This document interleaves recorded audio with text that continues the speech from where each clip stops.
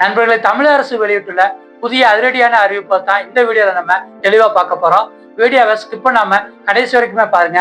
ஏன்னா ஒவ்வொரு அறிவிப்புமே உங்களுடைய பணம் சம்பந்தப்பட்ட விஷயம். ரேஷன் கார்டில் இருக்கிற ஒவ்வொரு குடும்ப உறுப்பினருடைய கைரேகையை கட்டாயமா பதிவு செய்யணும் அப்படின்ட்டு தமிழக கூட்டுறவுத்துறை ஒரு அதிரடி உத்தரவு பிறப்பிச்சிருக்காங்க. கூடவே இந்த ரேஷன் கார்டில் இருக்கிற ஒவ்வொரு உறுப்பினர்களுடைய ஆதார் கார்டையும் கட்டாயமா இணைக்கணும் அப்படிங்கிற அறிவிப்பையும் இன்னைக்கு வெளியிட்டிருக்காங்க. அதற்கான தேதியுமே சொல்லியிருக்காங்க.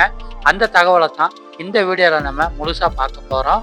நீங்க ஆப்ரலாட் தமிழ் சேனலை புதுசா பார்த்தாலும் இல்ல இன்னும் சப்ஸ்கிரைப் பண்ணிடலாலும் உடனே சப்ஸ்கிரைப் பண்ணி வச்சுக்கோங்க. அப்பதான் உங்களால அரசு வெளியிடக்கூடிய புதிய அறிவிப்புகளை உடனே தெரிஞ்சுக்கிற முடியும். தமிழ்நாட்டில் இருக்கிற ரேஷன் கார்டுல நிறைய இடங்கள்ல இறந்தவர்களுடைய பெயர்கள் இன்னும் நீக்கப்படாம இருக்கு அப்படிங்கிற ஒரு குற்றச்சாட்டு கூட்டுறவுத்துறையில எழுந்திருக்குங்க. இதை சரி பண்றதுக்காக ரேஷன் கார்டுல குடும்ப உறுப்பினர்கள் எல்லாருமே அவர்களுடைய பயோமெட்ரிக் முறை, அதாவது கைரேகையை கட்டாயமா பதிவு செய்யணும் அப்படின்ட்டு தமிழக கூட்டுறவுத்துறை ஒரு அறிவிப்பை வெளியிட்டிருக்காங்க. வர்ற ஜூன் மாதம் 25ஆம் தேதிக்குள்ள கைரேகையை குடும்ப உறுப்பினர்கள் எல்லாருமே பதிவு செய்யணும் அப்படின்ட்டு அந்த அறிவிப்பு சொல்லுதுங்க. கூடவே ஒவ்வொரு குடும்ப உறுப்பினர்களும் அவர்களுடைய ஆதார் எண்களை கட்டாயமா இணைக்கணும் அப்படின்னு சொல்லியிருக்காங்க. கைரேகை வைக்கும் குடும்ப உறுப்பினர்களுடைய எண்ணிக்கைக்கு மட்டும்தான் ரேஷன் கார்டில் சேர்த்து கொள்ளப்படும். கைரேகை இல்லாத குடும்ப உறுப்பினர்களுடைய பெயர்களை இதன் மூலமா நீக்கிடுவாங்க.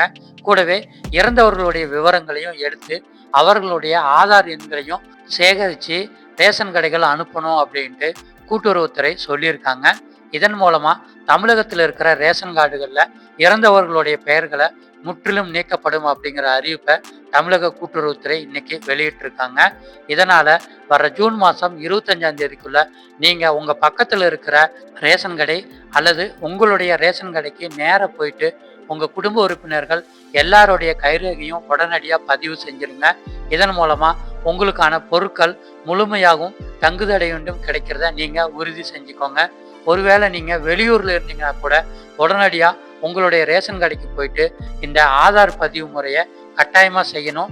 கூடவே கைரேகையும் பதிவு செய்யணும் அப்படின்ட்டு தமிழக கூட்டுறவுத்துறை அறிக்கை வெளியிட்டிருக்காங்க. இந்த செய்தியை உங்களுடைய நண்பர்களுக்கும் உறவினர்களுக்கும் கட்டாயமா பகிருங்க.